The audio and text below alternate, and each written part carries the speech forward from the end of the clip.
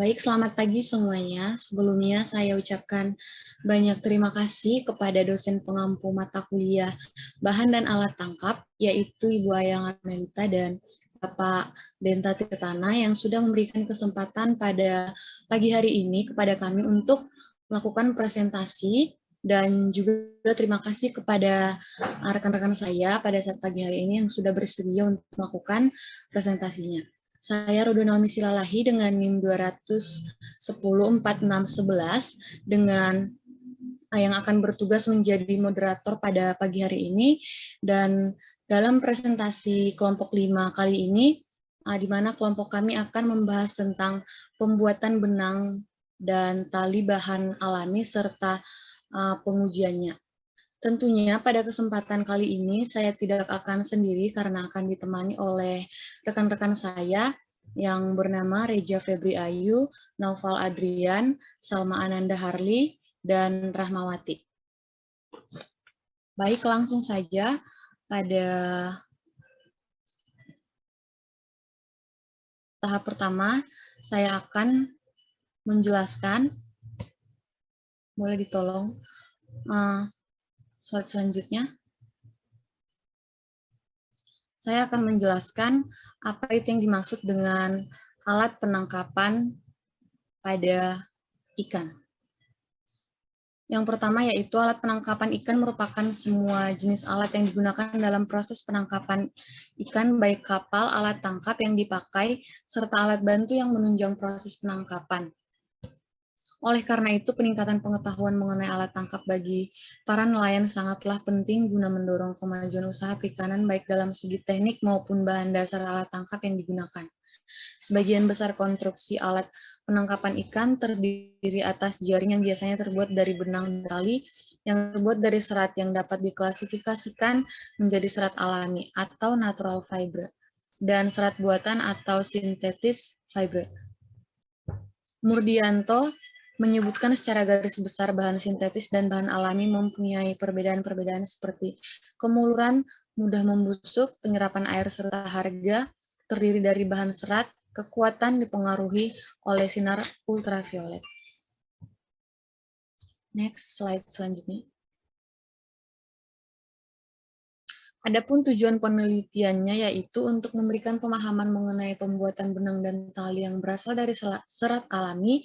Serat alami merupakan salah satu bahan dasar yang sering digunakan dalam pembuatan jaring sebagai satu konstruksi alat tangkap ikan.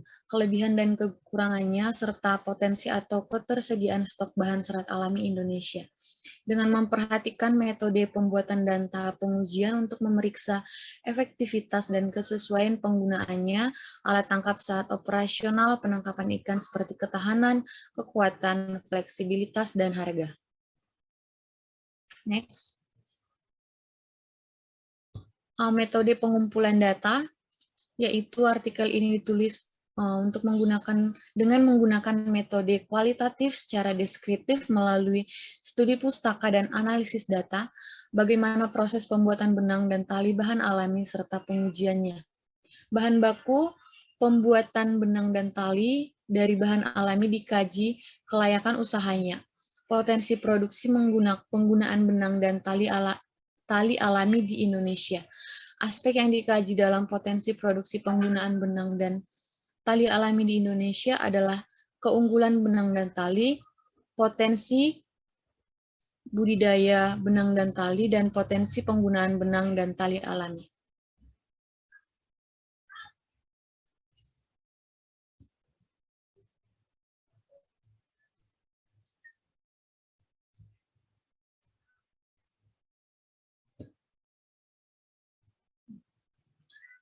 Selanjutnya yaitu adapun jenis-jenis pembuatan benang dan tali dari bahan alami yang berasal dari serat alam Indonesia yang terdiri dari bahan tekstil dan non-tekstil. Penggunaan serat alam terdiri dari serat tumbuhan, serat hewan, dan serat mineral. Serat hewan tersusun atas protein, sedangkan serat tumbuhan tersusun dari selulosa atau lignoselulosa. Serat alam yang dihasilkan di Indonesia terdiri dari serat nabati, yaitu serat biji kapas, serat biji kapuk, rami, sisal, sabut kelapa, daun nena, serat pisang, dan bambu. Sedangkan Serat hewani terdiri dari sutra, wol, dan serat kolagen. Serat alam digunakan untuk menghasilkan berbagai produk melalui proses pengolahan. Selain itu, serat kolagen dari kulit diproses menjadi kulit samak atau leather.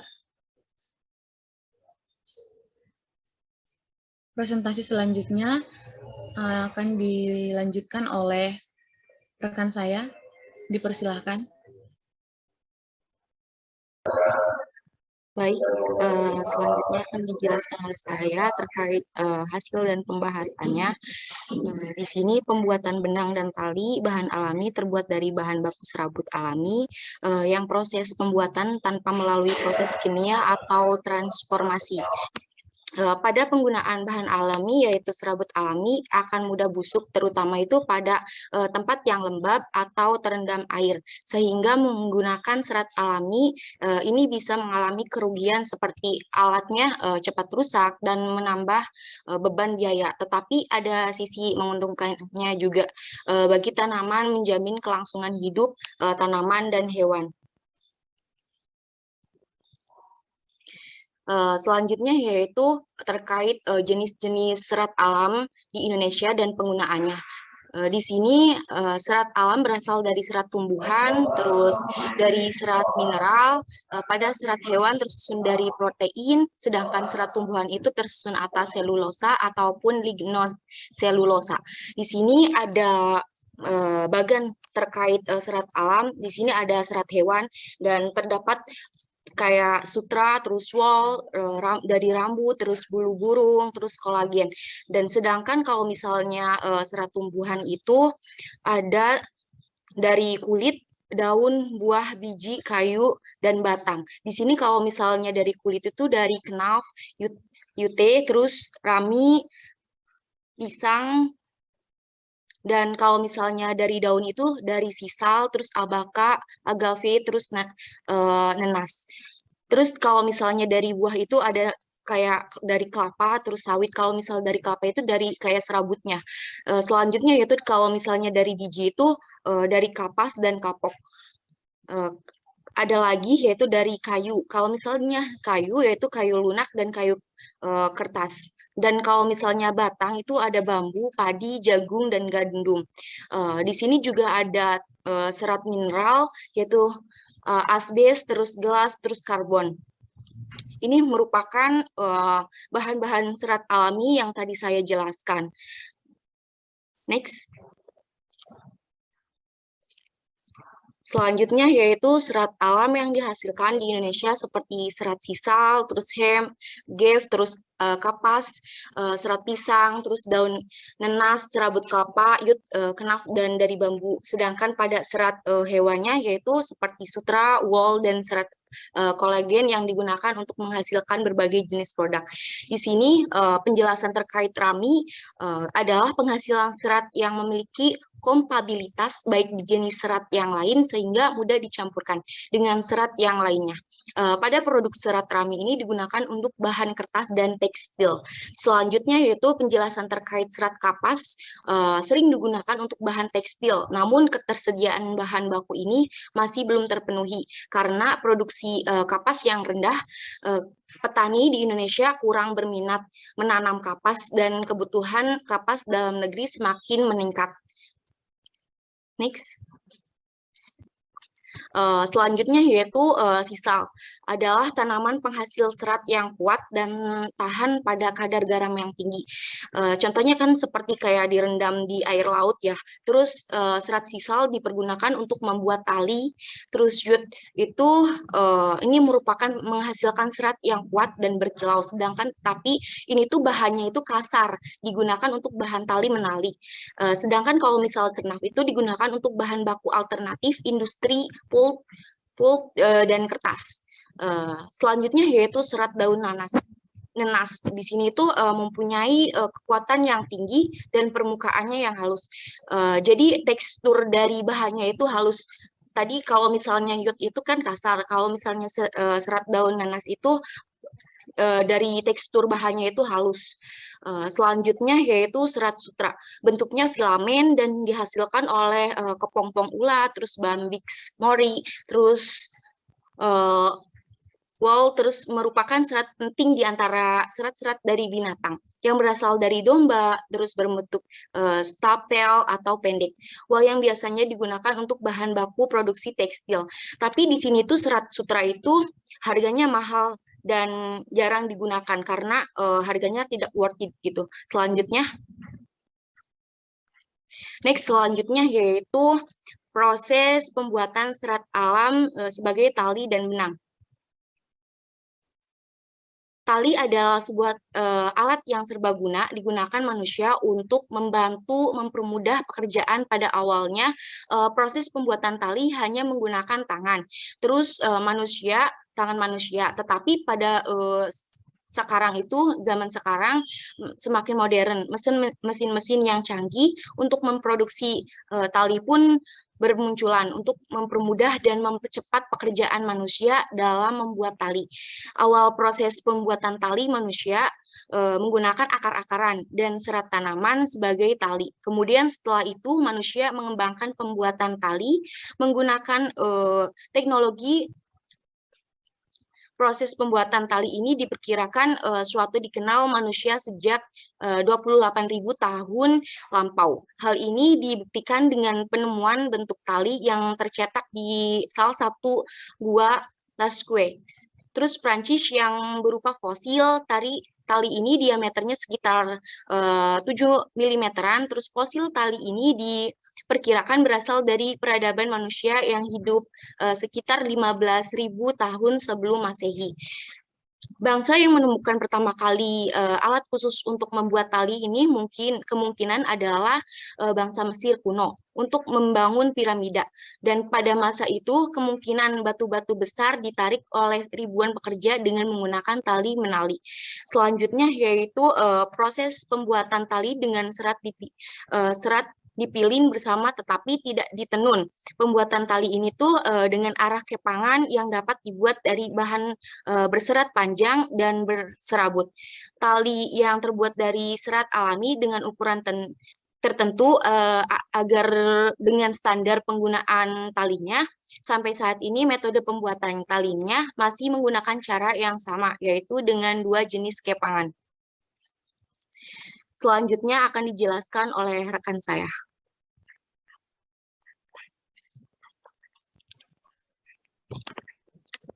Baik, izin masuk. Apakah suaraku terdengar? Sudah terdengar jelas, boleh dilanjutkan. Izin melanjutkan dari penjelasan teman saya tadi. Selanjutnya itu teknik ini dinamakan putar Z atau Z swing. Selanjutnya yaitu pintalan ke kiri, yaitu bahwa untaian tali berputar ke arah kiri bila dilihat dari arah belakang tali ke depan. Jadi berlawanan dengan arah jarum jam. Teknik tersebut dinamakan dengan teknik S. Seperti gambar di atas ya teman-teman, kalau putaran teknik Z itu tuh putarannya itu seperti Z gitu. Nah, kalau teknik S itu tuh membentuk huruf S. Jadi seperti itu. Dan selanjutnya, next. Sedangkan konstruksi dari tiap tali itu berbeda, menyesuaikan dengan aplikasi di lapangannya. Tiap tali memiliki standar dan juga plin atau yards yang dapat membentuk tali menjadi bermacam-macam tipe dan bentuk konstruksinya dari tali itu sendiri. Tiap konstruksi dari tali memiliki maksud tujuan tersendiri sehingga memiliki kelebihan dan kelemahan tertentu. Seperti di atas, seperti gambar di atas itu tuh ada 3 tali yang dililitkan, sepertinya itu teknik S ya. Dan ada standar, yards, dan fibers. Selanjutnya prinsip pembuatan benang yang umumnya digunakan sejak zaman dahulu sampai saat ini, yaitu terdiri dari proses-proses perenggangan serat dengan memberi antihan dan penggulungan yang keseluruhan disebut dengan proses pemintalan. Selain itu, pada proses pemintalan yang sebenarnya baru dikerjakan setelah serat-serat mengalami proses-proses pendahuluan, misalnya pembersihan, penguraian serat dari gumpalan-gumpalan, dan lainnya. Next. Nah, ini proses pembuatan benang. Sini kita akan membahas proses pembuatan benangnya ya, teman-teman. Prinsip pembuatan benang yang umumnya digunakan sejak zaman dahulu, yaitu terdiri dari proses-proses perenggangan serat dan pemberian antian dan pengulungan yang keseluruhan disebut dengan proses dibahas tadi ya. Jadi aku lanjut ke paragraf kedua aja. Untuk mempelajari macam-macam mesin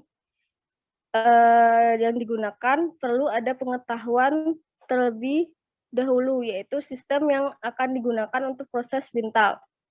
Sistem-sistem ini adalah setiap sistem pintal viewer, yaitu suatu alat yang terdiri dari suatu spidol dapat diputar melalui roda pemutar spidol. Selanjutnya, dengan menggunakan sistem spidol mulai yang menggunakan prinsip pembuatan benang yang kincir dengan menggunakan sistem pintal cup, menggunakan sistem pintal ring, dan sistem pintal open end. Next. Nah, ini urutan proses macam-macam dari pembuatan benang. Pertama itu urutan proses ordering draft system. Yang pertama itu bak kapas, setelah itu blowing dan packingin. Dan selanjutnya guarding dan drawing 1, drawing 2, dan drawing 3. Selanjutnya itu adalah stubbing, intermenti, dan roving. Selanjutnya jack dan spinning, winding. Selanjutnya ini adalah urutan proses superhing draft system. Pertama itu bal kapasnya menjadi blowing dan picking. Setelah itu guarding dan drawing. Setelah itu drawing 2, roving, dan setelah itu spinning dan winding. Jadi tidak ada yang spinning dan jack yang sama kayak tadi. Ini tuh lebih cepat gitu prosesnya. Next. Nah, selanjutnya itu proses pembuatan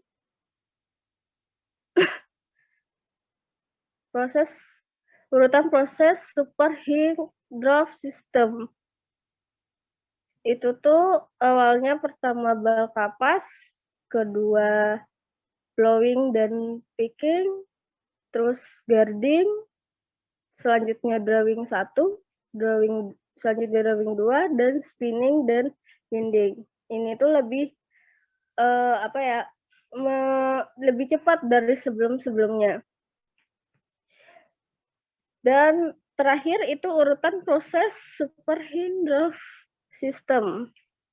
Pertama itu bahan baku serat wol, menjadi di penyortiran, selanjutnya pembukaan dan pembersihan. Selanjutnya itu proses pencucian, selanjutnya pengeringan dan karbonisasi. Selanjutnya pengarukan atau penguraian, dan seterusnya itu pencampuran dan peminyakan, dan terakhir ring spinning. Next.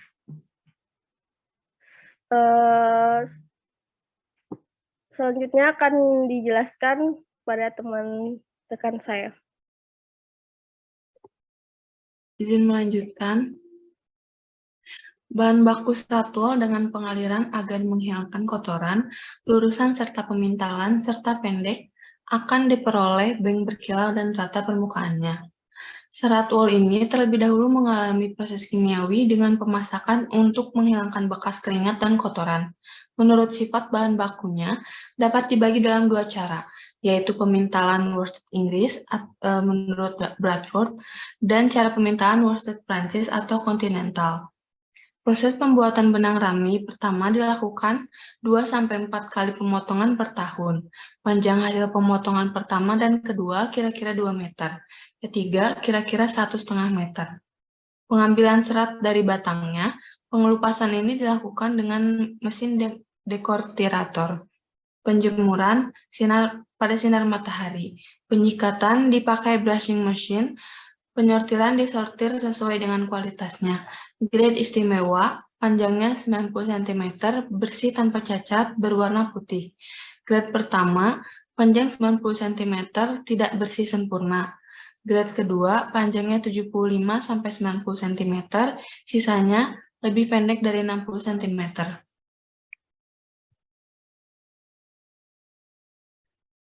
Proses pembuatan benang rami. Yang pertama ada deguming, yaitu menghilangkan getah dengan cara pemasakan dengan memakai kaustik soda.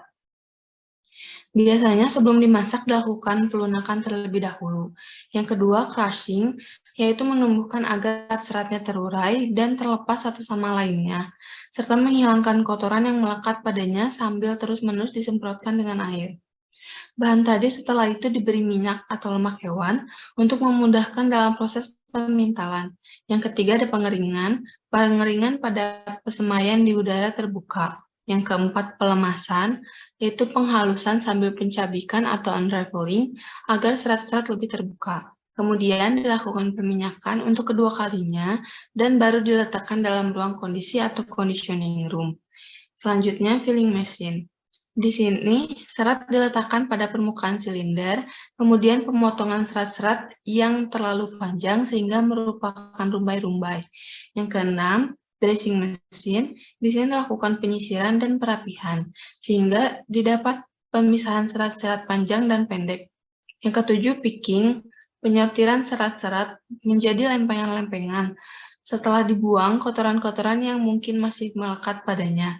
Yang kedelapan, spreading machine. Di sini dilakukan peregangan dan pelurusan serta dengan menggunakan semacam mesin gearbox. Yang kedelapan ada setting frame. Berfungsi hampir sama dengan spreading machine, yaitu untuk lebih mensejajarkan letak serat-serat, menentukan ukuran silvernya. Yang ke-10 ada drawing frame. Fungsinya sama dengan setting frame.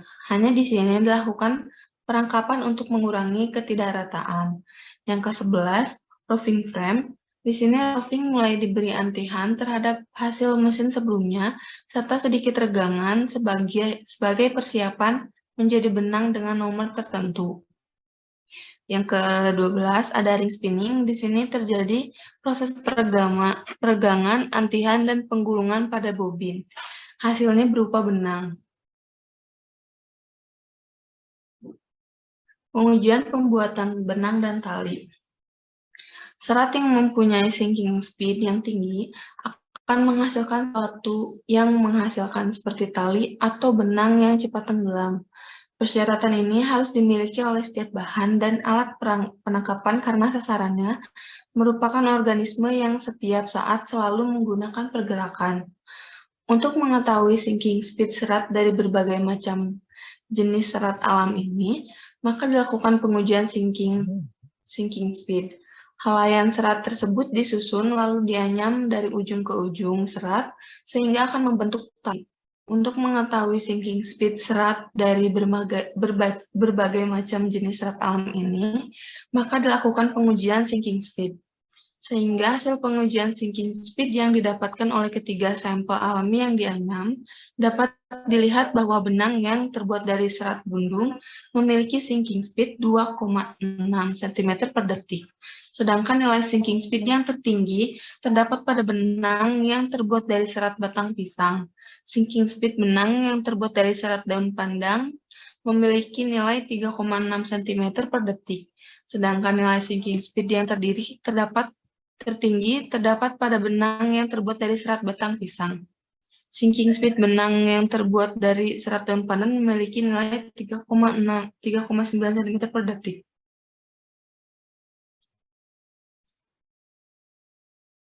Selanjutnya ada potensi produksi dan penggunaan serat alam. Keunggulan serat alam. Serat alam adalah sumber bahan baku yang terbarukan. memiliki sifat fisik dan mekanik yang baik dan ekologis karena mudah terurai dan dapat menyerap karbon dioksida cukup besar. Keunggulan serat non-kayu dibandingkan dengan serat kayu adalah yang pertama, dapat diturunkan dari tanaman tahunan yang dapat ditumbuhkan sebagai bagian dari sistem ladang yang sudah ada serta luas tanam yang dapat disesuaikan dengan mudah terhadap perubahan permintaan. Yang kedua, ada tingkat kandungan lignin yang rendah. Yang ketiga, penggunaan bahan-bahan kimia dan mengurangi pembuangan limbah. Yang terakhir ada penggunaan sumber daya hutan berkurang ketika serat ditambang limbah pertanian. Emisi karbon monoksida dan karbon dioksida dari pembakaran limbah pertanian berkurang menurut Moore pada tahun 1996. Slide selanjutnya akan dijelaskan oleh teman saya. Izin melanjutkan. Di sini ada keunggulan dan kelemahan dari serat alam. Yang pertama, keunggulannya bobot spesifik yang rendah menghasilkan kekuatan dan kekakuan spesifik yang lebih tinggi daripada kaca. Yang kedua, sumber daya terbarukan produksi membutuhkan sedikit energi serta emisi karbon dioksida yang rendah. Yang ketiga, ada pemrosesan yang ramah, tidak memakai alat dan tidak menyebabkan iritasi kulit karena mungkin minim bahan kimia. Yang keempat, ada produksi dengan investasi rendah dengan biaya rendah. Yang kelima, ada hambatan listrik yang baik. Yang keenam, ada sifat termal atau respon panas yang diterima suatu material bahan, dan isolasi akustik yang baik. Yang ketujuh, ada biodegradable,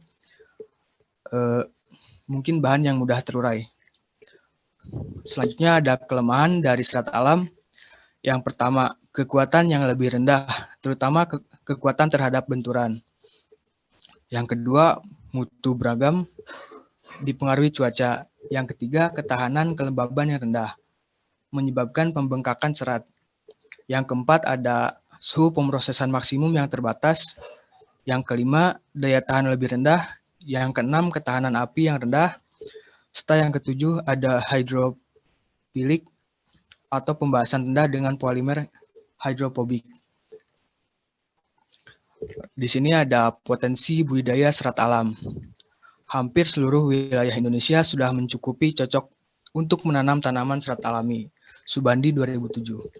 Hanya saja kapas sedikit sulit untuk tumbuh di Indonesia karena membutuhkan biaya produksi yang tinggi. Resiko agronomi yang baik. Agronomi di sini merupakan cara pengolahan atau manajemen produksi dan lingkungan untuk memperoleh produksi yang maksimal. Selanjutnya ada kurangnya varietas benih berkualitas yang rentan terhadap serangan hama dan tanaman. Noparini Sukardan, 2015. Jadi, serat alami selain kapas sangat potensial untuk dibudidayakan di Indonesia. Selanjutnya ada potensi penggunaan serat alam. Serat alam dapat digunakan untuk memproduksi benang, tali, dan lain-lain. Seperti pada tabel di bawah, menunjukkan contoh penggunaan serat alam. Kebutuhan serat kapas di Indonesia sangat besar, yaitu 700.000 ton senilai 1 miliar per tahunnya, 1 miliar dolar. Sebagian besar dipenuhi dari impor. Di sini ada penggunaan serat alam. Yang pertama ada serat rami dari kulit pohon yang digunakan untuk bahan benang dan kain. Yang kedua ada serat kapas dari biji-bijian, digunakan untuk benang dan kain juga. Yang ketiga ada sisal, serat sisal dari daun, digunakan untuk tali, tambang, campuran karpet, kuas, keset, sapu pembungkus kabel, karung, geto tekstil, dan jala ikan. Yang keempat ada serat kelapa dari buah kelapa, digunakan untuk bahan pengisi serta material komposit. Yang kelima ada serat jute, digunakan untuk pembungkus, karung, pelapis, permadani, isolasi listrik, dan tali temali. Jute terbuat dari kulit pohon juga. Yang keenam ada serat kenap dari kulit pohon juga, digunakan untuk pulpen, kertas, atau kain. Yang ketujuh ada sutra dari serat hewan, digunakan untuk benang sutra, kain sutra, serta rekayasa jaringan. Yang kedelapan ada serat wol, digunakan untuk bahan benang wol dan kain wol. Yang ke-9 ada serat kolagen, digunakan untuk kulit samak, benang jahit operasi, serta rekayasa jaringan. Di sini saya akan membacakan kesimpulan dari kelompok kami. Berdasarkan penjelasan di atas, dapat diambil kesimpulan sebagai berikut.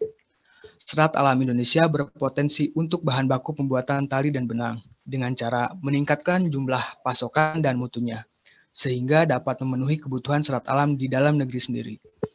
Penggunaan serat alam untuk proses pembuatan tali dan benang pada alat tangkap ikan perlu dibutuhkan syarat khusus terhadap tipe seratnya, karena bisa mempengaruhi sinking speed yang baik. Proses pembuatan benang dan tali menggunakan bahan alami, yaitu seperti serat dari hewan, tumbuhan, dan juga serat mineral. Tali merupakan sebuah alat yang serbaguna, digunakan manusia untuk membantu mempermudah pekerjaan dan juga benang merupakan suatu kumpulan serat-serat panjang. Tetapi pada saat ini, zaman semakin modern.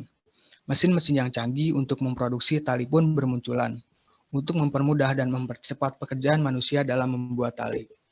Berdasarkan hasil pengujian yang didapatkan oleh ketiga sampel alami yang dianyam, dapat disimpulkan bahwa bahan yang paling efektif digunakan untuk membuat alat penangkapan ikan dari tumbuhan pisang, karena nilai sinking speed dari serat batang pisang mencapai 4,8 cm per detik. Sekian presentasi dari kelompok kami. Baik, dikarenakan moderator yaitu Naomi sedang terkendala jaringan, jadi untuk penutupannya akan disampaikan oleh saya. Terima kasih untuk teman-teman yang sudah jelaskan dari mulai pendahuluan sampai kesimpulan tentang pembuatan benang dan tali bahan alami serta pengujiannya. Bagi teman-teman yang ingin bertanya, dipersilahkan ditulis di kolom komentar YouTube karena pemaparan ini akan diupload di YouTube. Kurang lebihnya mohon maaf dari kelompok 5. Terima kasih atas perhatiannya. Wassalamualaikum warahmatullahi wabarakatuh.